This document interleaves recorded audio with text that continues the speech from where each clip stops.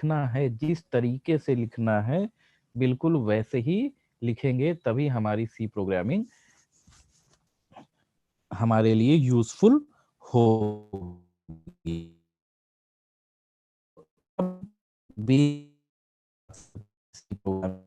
तो ये बेसिक समझ में आया सर आपको? आपकी आवाज तो क्लियर नहीं आ रही है। आवाज क्लियर नहीं है।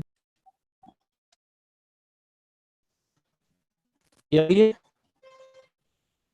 सर आवाज क्लियर नहीं आ रही। आवाज क्लियर नहीं आ रही है? मुझसे नहीं आ सिग्नल है, सर सभी नो बच्चों सर, को नहीं आ क्लियर रही। नहीं आ रही? नहीं सर, हंस मुझे रही है। नहीं। सर सर नहीं आवाज आ कट रही। वो सर नहीं आ रहा सर। आवाज नहीं आ रही है? यस आ रही है? No sir. सर बीच आवाज बीच तो में कट मेरी जा तरफ रही है।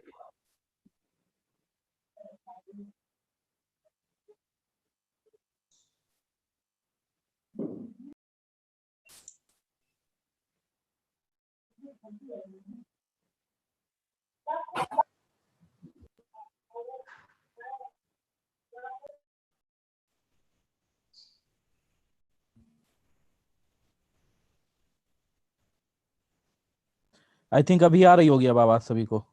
हाँ अब आ रही है सर। यस सर आ रही। अब आ रही है ना? आ रही हाँ, थोड़ा नेटवर्क इशू हो गया था। ठीक है, तो अब हम बात करते हैं बेसिक स्ट्रक्चर ऑफ सी के। अब जब हम सी प्रोग्राम बनाते हैं तो उस प्रोग्राम का बेसिक स्ट्रक्चर क्या है, हम वो प्रोग्राम किस तरीके से बना सकते हैं। ठीक है, तो उसमें कुछ इंपॉर्टेंट थिंग्स हैं। ठीक है, उन्हें आपको जरूर याद रखना है, बिना उनके तो आप सी प्रोग्राम बना ही नहीं सकते हो। ठीक है, तो वो इंपॉर्टेंट टिप्स हैं क्या, वो इसके बेसिक स्ट्रक्चर में हम मेंशन कर रहे हैं। ठीक है, तो जब हम सी प्रोग्राम की बात करते हैं तो कुछ स्पेसिफिक कमांड होते हैं। एक कमांड होता है प्रिंटफ।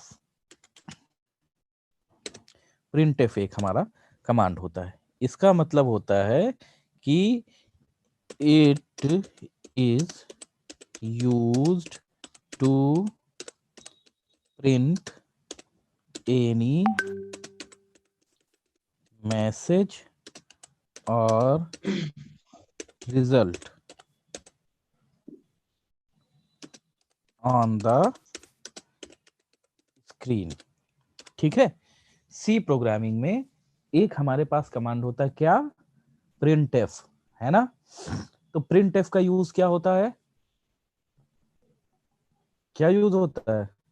प्रिंट का करने। आउटपुट हमको हाँ, स्क्रीन और पर प्रिंटिंग। जब हम प्रोग्राम बनाएंगे तो उस प्रोग्राम का कुछ ना कुछ आउटपुट होगा ना। तो जब आउटपुट शो हो तो उस समय जो प्रिंट एफ के अंदर अगर हम कुछ लिखते हैं तो वो चीज भी स्क्रीन पर मिले।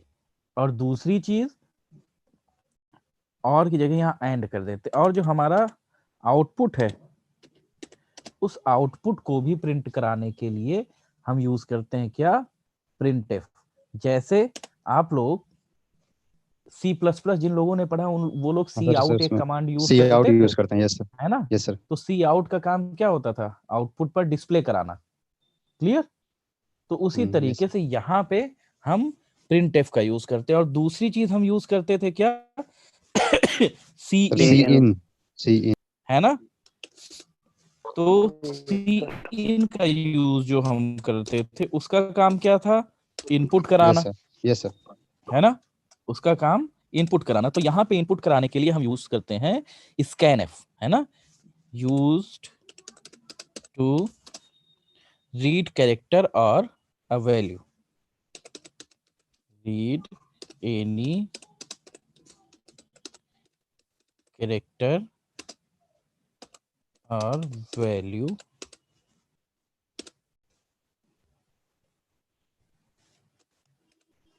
ठीक है, तो ये काम हो गया प्रिंटफ और स्कैनफ का। समझ में आया कि अगर सर हमको, हाँ बेटा, स्क्रीन नहीं शेयर हो रही सर। स्क्रीन नहीं शेयर हो रही है, इसको नहीं हो रही है? सर तो हो रही है। आपने स्लो हो गया, एक आध बार रिफ्रेश करिए, देखिए आ जाएगी, है ना? तो दो बातें, क्योंकि प्रोग्राम हमने आप लोगों को एक चीज बताई थी, एल्गोरिथम बताई थी ना, एल्गोरिथम बताई थी, यस सर। है ना। तो एल्गोरिथम में दो चीजें हमने कही थी कि एल्गोरिथम का आउटपुट होना चाहिए और एल्गोरिथम को इनपुट लेना चाहिए, है ना। तो इनपुट लेने के लिए हमारे प्रोग्राम में होता है स्कैनएफ और आउटपुट देने के लिए क्या होता है, प्रिंटएफ। ये दो कमांड सी प्रोग्रामिंग के लिए सबसे ज्यादा जरूरी है, ठीक है। अब हम इनपुट जो देते हैं वो किस तरीके से देते हैं। इनपुट देने के लिए हमें जरूरी है किसकी, डेटा टाइप की। इनपुट किस फॉर्म में दिया जाता है, डेटा टाइप के फॉर्म में, ठीक है। तो इनपुट डेटा टाइप के फॉर्म में जो दिया जाता है ये 2 टाइप्स के होते हैं। पहला टाइप प्राइमरी डेटा टाइप और दूसरा टाइप सेकेंडरी डेटा टाइप।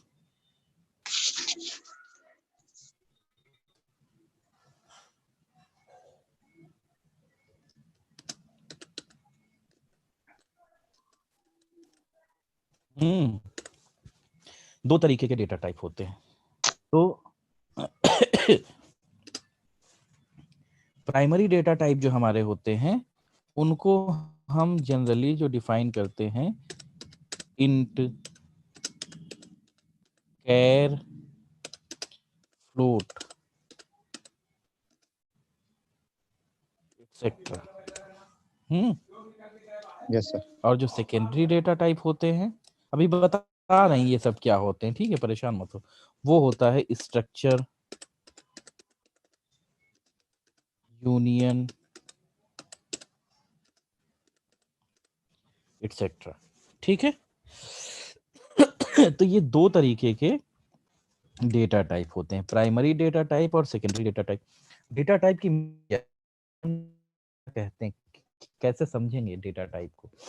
तो डेटा टाइप वो चीज होती है कि जो इनपुट हमने दिया है उस इनपुट की पूरी कहानी उस डेटा टाइप से पता होती है कि ये इनपुट है कहाँ, ठीक है,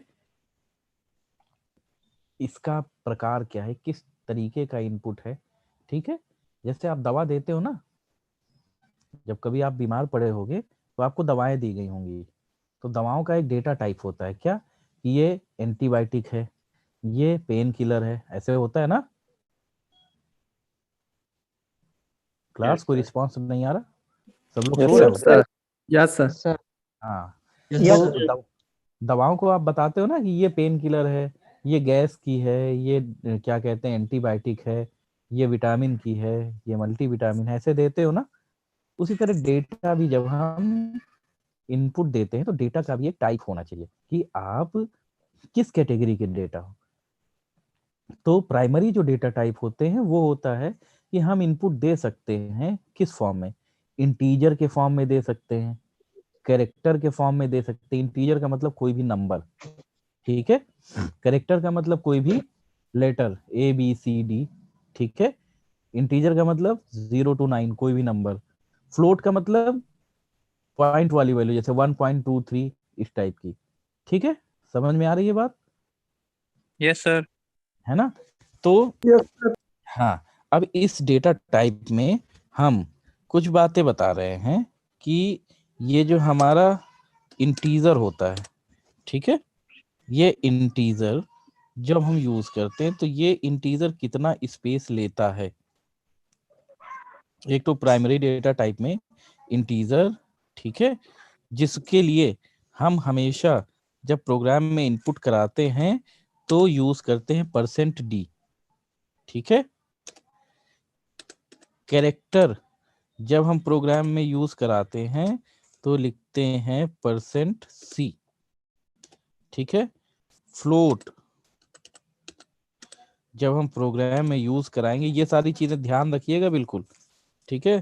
तो %f और स्ट्रिंग एक डेटा टाइप और होता है। स्ट्रिंग का मतलब कई सारे लेटर्स का कॉम्बिनेशन, है ना। तो उसे हम कहते हैं %, एस से। ठीक है, तो ये जो डेटा टाइप हैं,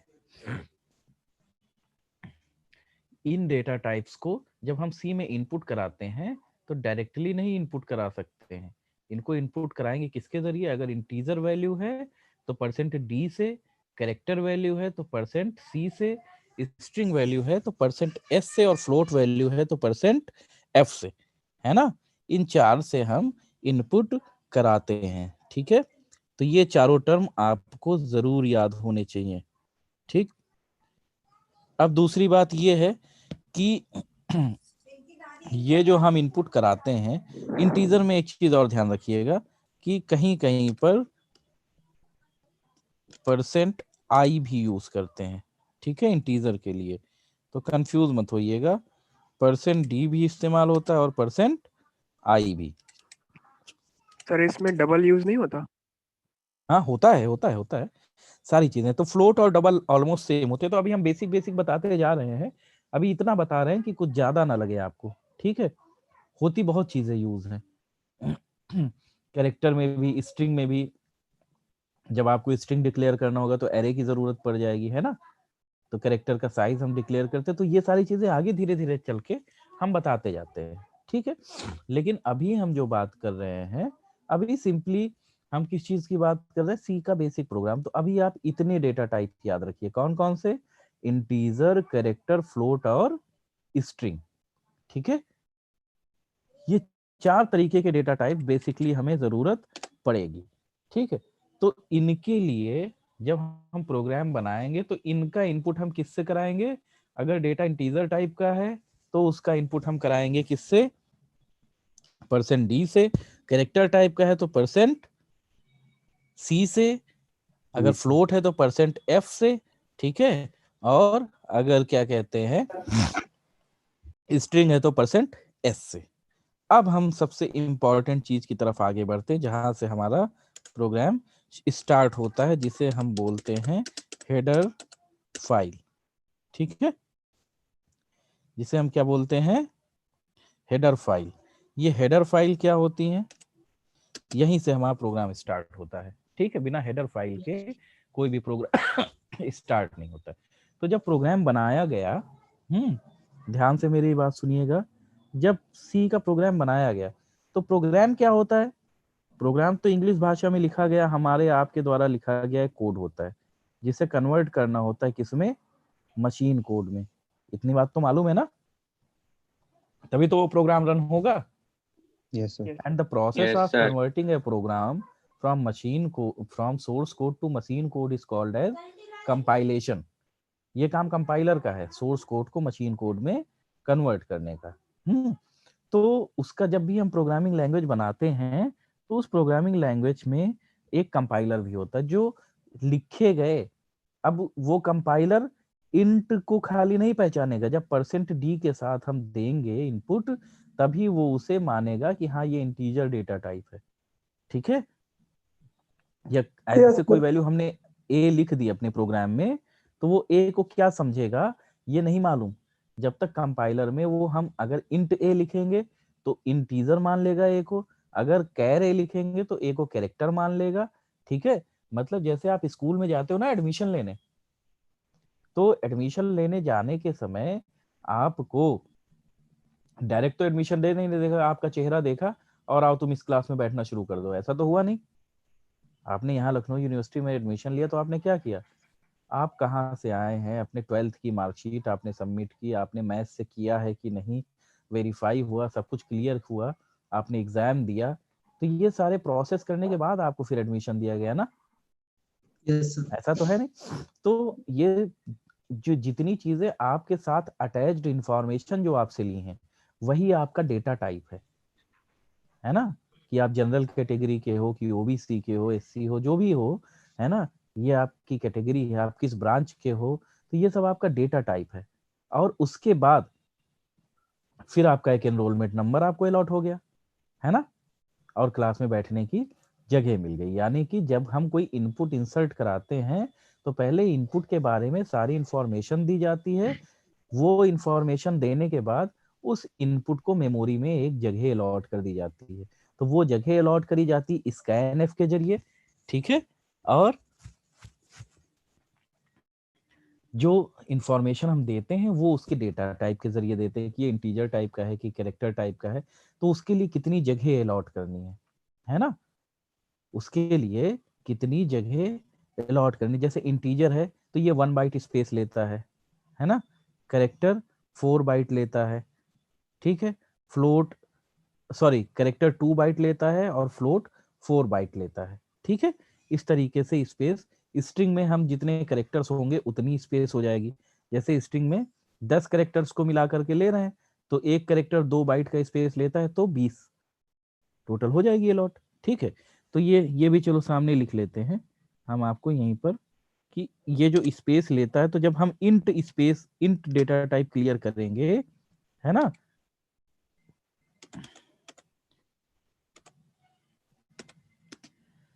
इंट डेटा टाइप जब हम डिक्लेयर करते हैं तो ये 1 बाइट स्पेस निकाल देता है मेमोरी में। जो भी हमने इनपुट दिया 1 बाइट से ज्यादा की जगह नहीं। कैरेक्टर अगर किया तो 2 बाइट, और अगर फ्लोट लिया तो 4 बाइट। और स्ट्रिंग जो होता है वो कॉम्बिनेशन ऑफ कैरेक्टर होता है, तो जितने कैरेक्टर होंगे उतनी स्पेस डिक्लेयर कर देगा, ठीक है। तो ये जगह डिक्लेयर करने के लिए अब इंट जैसे ही प्रोग्राम में हमने लिखा तो मेमोरी में 1 बाइट स्पेस उस वेरिएबल के लिए बना दिया गया। समझ में आ रही है बात?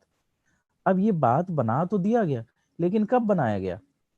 जब उसे इंट का मतलब मालूम होगा हमारे प्रोग्राम को तब। C++ में तो आप अगर जो है प्रिंटफ लिखोगे तब तो नहीं चलेगा ना, क्योंकि प्रिंटफ की परिभाषा C++ में नहीं लिखी गई है ना। प्रिंटफ की परिभाषा किसमें लिखी गई है? सी प्रोग्रामिंग में। समझ में आ रही है बात? तो हेडर फाइल जो होती हैं वो होती हैं अलग अलग कामों को करने की किताबें, ठीक है। जैसे आप मैथ पढ़ते हो, फिजिक्स पढ़ते हो, ठीक है, कंप्यूटर्स पढ़ते हो, तो अभी अगर हमने आपसे कोई सवाल पूछ लिया कि व्हाट इज इंटरफेरेंस, ठीक है, फिजिक्स पढ़ रहे हो कि नहीं? Yes yes sir. है ना, तो इंटरफेरेंस पढ़ा? नो सर अभी नहीं। अच्छा अभी नहीं पढ़ा, अभी क्या पढ़ा? Black body radiation. मॉडर्न ठीक चला है सर। चलो ठीक है, जो भी पढ़ा। मैथमेटिक्स में मैट्रिक्स की रैंक निकालना पढ़ा? Yes sir. यस है ना? सर। तो जब हम कहेंगे कि मैट्रिक्स की रैंक निकालो तब आप कौन सी किताब प्रिफर करोगे? मैथ्स की बुक। और जब हम आपसे कहेंगे कि कंपाइलर की डिफिनीशन बताओ तब कंप्यूटर साइंस। तब कंप्यूटर साइंस की। और जब हम आपसे कहेंगे कि एसएफडी बनाइए, शेयर फोर्स डायग्राम बनाइए, या फ्रंट व्यू निकालिए और राइट हैंड साइड व्यू निकालिए, लेफ्ट हैंड साइड व्यू निकालिए, तब आप क्या प्रिफर करोगे? अगर किसी ऑब्जेक्ट का फ्रंट व्यू और टॉप व्यू अगर आपको निकालना होगा तो आप किस सब्जेक्ट को प्रिफर करोगे? क्योंकि फ्रंट व्यू की परिभाषा कंप्यूटर साइंस में तो है नहीं, मैकेनिक्स में है ना, तो आप मैकेनिक्स की पढ़ोगे। तो उसी तरह सी प्रोग्रामिंग में भी अलग अलग काम करने के लिए अलग अलग किताबें बनाई गई, अलग अलग डिक्शनरी बनाई गई। उस डिक्शनरी को हम क्या कहते हैं? हेडर फाइल, ठीक है। क्या कहते हैं? Header file. हाँ समझ गए। तो जैसा काम हमें करना होगा, जब वैसी हेडर फाइल जब हम लगाएंगे तभी हमारा काम आगे बढ़ेगा। अब मैंने एक टर्म आपसे बोल दिया कि क्या कहते हैं बॉइलिंग पॉइंट क्या होता है, तो बॉइलिंग पॉइंट, अब आप सी की प्रोग्राम की आपके पास किताब खाली सी की है, तो क्या आप सी की किताब पढ़ के बॉइलिंग पॉइंट की डेफिनेशन बता पाओगे? No sir. नहीं बताओगे ना। जब तक आपको केमिस्ट्री की बुक नहीं दी जाएगी तब तक तो आप नहीं पढ़ पाओगे ना उसे। नो तो सर। उसी तरीके से जैसे आप अलग अलग विषयों की अलग अलग किताबें पढ़ते हो, वैसे सी प्रोग्रामिंग में अलग अलग तरीके के कामों, अब मैथ से संबंधित काम करना हुआ तो उसके लिए दूसरी हेडर फाइल है, ठीक है। मैथ्स का काम करना हुआ तो दूसरी हेडर फाइल, ग्राफिक्स का काम करना हुआ तो कोई और हेडर फाइल, स्ट्रिंग्स का काम करना हुआ तो कोई और हेडर फाइल। ठीक है, तो ये क्या होती हैं, हेडर फाइल। अलग अलग तरीके के कामों को करने के लिए सी की लाइब्रेरी में बहुत सारी डिक्शनरी डायरेक्टरीज होती हैं।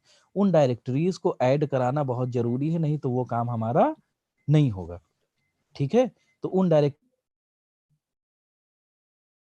को हम क्या कहते हैं, हेडर फाइल। तो लेकिन सबसे ज्यादा उसी हेडर फाइल में डेफिनेशंस पड़ी होती हैं, ये सारा इंट कैर फ्लोट जो हमने लिखा। अब ये प्रिंट एफ, स्कैन एफ, ये भी क्या है, ये भी कमांड है ना, तो इनका भी जो मतलब लिखा होगा कहीं ना कहीं से इसका मतलब मिलना चाहिए ना हमें, तभी तो ये कमांड चलेगा। इस कमांड के लिए, इस कमांड का क्या मतलब है, तो ये इसकी किताब में लिखा होगा। तो एक सबसे बेसिक जो हेडर फाइल होती है उसे हम कहते हैं हैश इंक्लूड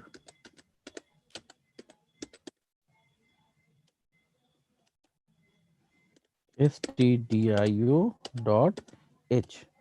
ये हेडर फाइल हमें लगानी ही होती है। ठीक है, और दूसरी जो हेडर फाइल है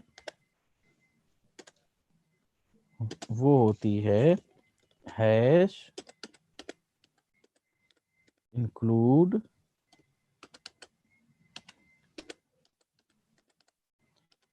conio.h। ये दो हेडर फाइल्स हमारे लिए बहुत ज्यादा जरूरी हैं। ठीक है, क्यों जरूरी है, हैश होता है प्री प्रोसेसर।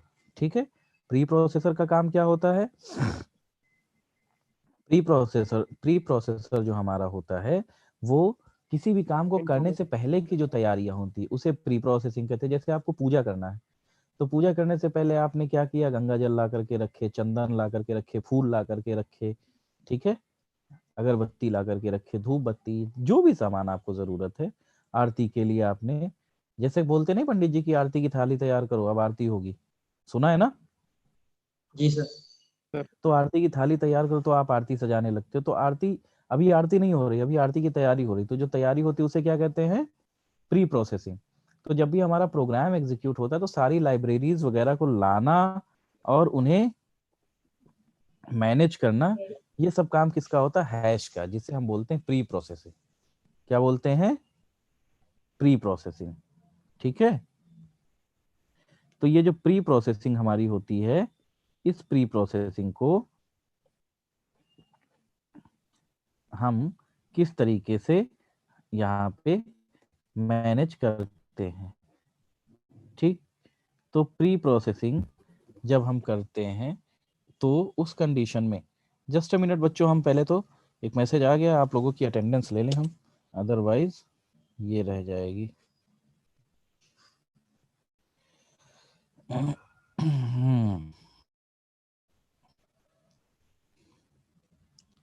मैकेनिकल के बच्चे हैं सारे,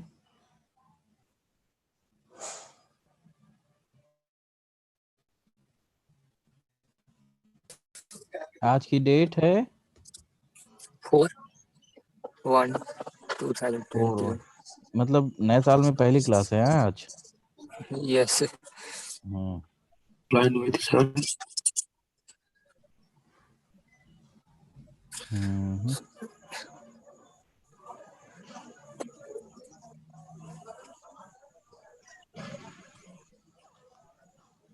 सर इसके लिए कौन सी बुक लेनी पड़ेगी सर? इसके लिए लेटेस्ट सी लेनी पड़ेगी। किस राइटर की सर?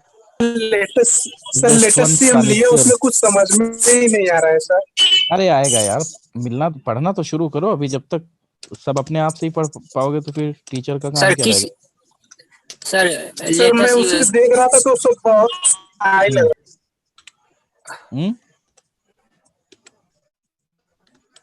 सर किस राइटर का है वो? ये कनेक्ट कर, अभी परेशान मत हो, थोड़ा क्लास रेगुलर आना शुरू करो, ठीक है, और एक बार जब प्रोग्राम बना लोगे तो कुछ जरूरत नहीं। आज डेट है 4 तारीख, yes sir. ME first year,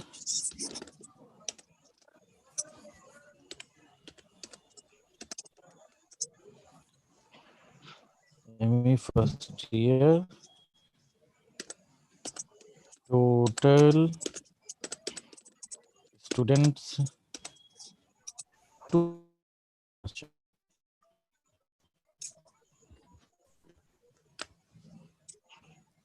sir एक आप भी होंगे ना उसमें?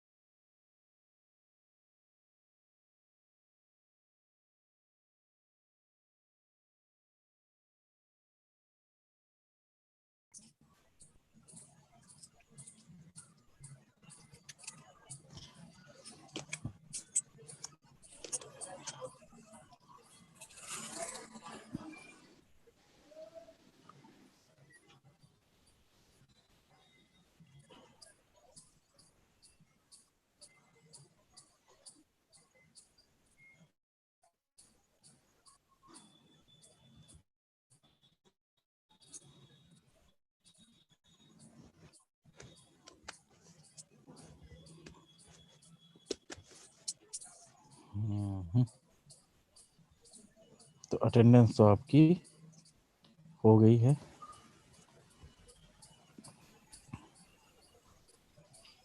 हाँ, तो ये दो हेडर फाइल्स होती हैं, ठीक है। हैश इंक्लूड stdio.h और हैश इंक्लूड conio.h। तो stdio.h का काम क्या होता है? stdio.h का काम होता है स्टैंडर्ड इनपुट आउटपुट। तो ये जो हम printf और scanf कहते हैं, इसकी परिभाषा किसमें लिखी है? stdio.h में, ठीक है। और conio.h में कंसोल इनपुट आउटपुट। कोनियो का फुल फॉर्म होता है stdio का, std का फुल फॉर्म होता है स्टैंडर्ड, i का मतलब इनपुट, o का मतलब आउटपुट, .h का मतलब ये हेडर फाइल है, ठीक है। और conio.h में conio.h का मतलब con का मतलब होता है कंसोल, i का मतलब इनपुट, o का मतलब आउटपुट। तो जो कंसोल स्क्रीन पे हमें आउटपुट लेना है, ठीक है, जो डॉस वाली जैसे स्क्रीन आती नहीं ब्लैक कलर की, उस स्क्रीन पर आउटपुट लेना, जो आउटपुट दिखाएगा वो हमें conio.h हेडर फाइल में डेफिनेशन लिखी है। और जो इनपुट और आउटपुट दे हम जो मैसेज के थ्रू देंगे printf scanf, इसकी परिभाषा किसमें लिखी है? stdio.h में। इंटीजर के लिए एक बिट स्पेस देना है, ये किसमें लिखा है? stdio.h में। ये सारी जितनी बातें हैं, ठीक है। तो ये सारी जो बातें हैं ये हेडर फाइल के जरिए ही डिक्लेयर होती हैं, ठीक है। हेडर फाइल के बाद अब हमारा होता है सबसे इंपॉर्टेंट रोल सेमीकोलन का। सर कोनियो वाला फिर से बता दीजिए। Console input output.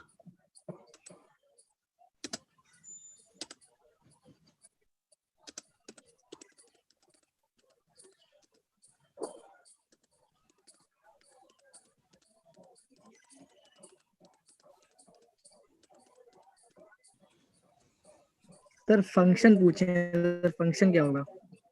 हाँ सर फंक्शन हाँ, सर किसका कोनियो फंक्शन? का जो सर वही सर कोनियो का जो भी बताएं सर कि कंसोल इनपुट आउटपुट। जब हम प्रोग्राम बनाएंगे तब इसका आपको फंक्शन प्रॉपर समझ में आएगा। क्या फंक्शन होता है इसका? कि जो आउटपुट वाली स्क्रीन आती है ना, यस सर। सी प्रोग्राम या सी प्लस प्लस में आपने किया होगा, तो आउटपुट की एक स्क्रीन देखते हो कि नहीं देखते हो? तो वो जो स्क्रीन, जो आउटपुट स्क्रीन होती है, जो कंसोल स्क्रीन जो होती है, ठीक है, मतलब उस पर इनपुट और आउटपुट देने का काम। कंसोल इनपुट पे जैसे आपको 2 नंबर इनपुट कराना है, उसका प्रोग्राम बनाया, तो आपको मैसेज आया इंटर फर्स्ट वैल्यू, तो उस पे आपने 5 इनपुट किया, तो वो जो 5 इनपुट रन होने के बाद मतलब जो इनपुट हम देते हैं, समझ में आ रही है बात? जब हमारा Yes, प्रोग्राम रन होता है, तो रन होने के बाद जैसे 2 नंबर को जोड़ने का प्रोग्राम बनाया, तो आपसे स्क्रीन ने क्या कहा?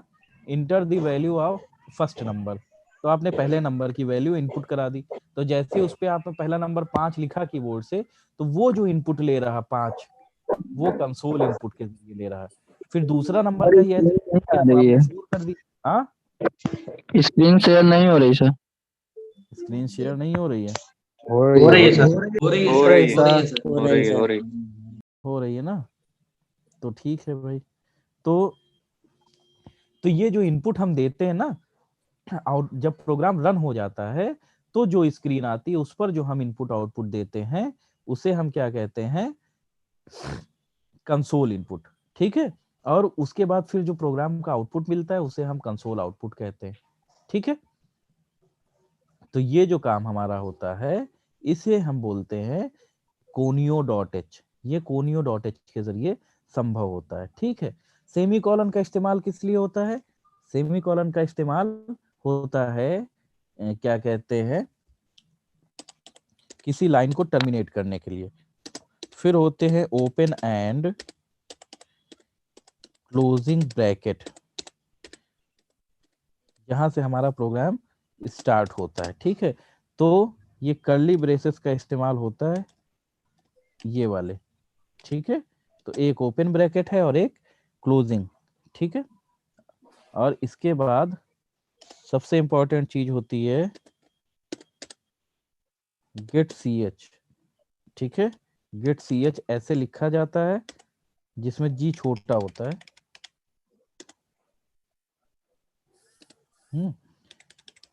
गेट ch, और हर लाइन के बाद सेमी कॉलन लगाना यहाँ पे जरूरी होता है। अगर आपने सेमी कॉलन नहीं लगाया तो वो गलत हो जाएगा जब खत्म करना हो। तो gate ch for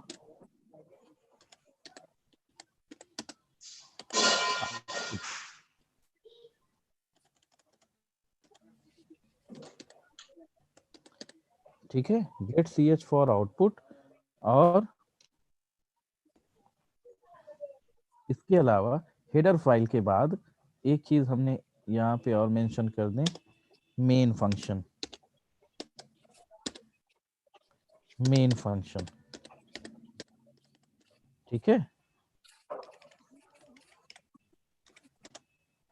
main function जो हम डिक्लेयर करते हैं तो वो इस तरीके से करते हैं, MAIN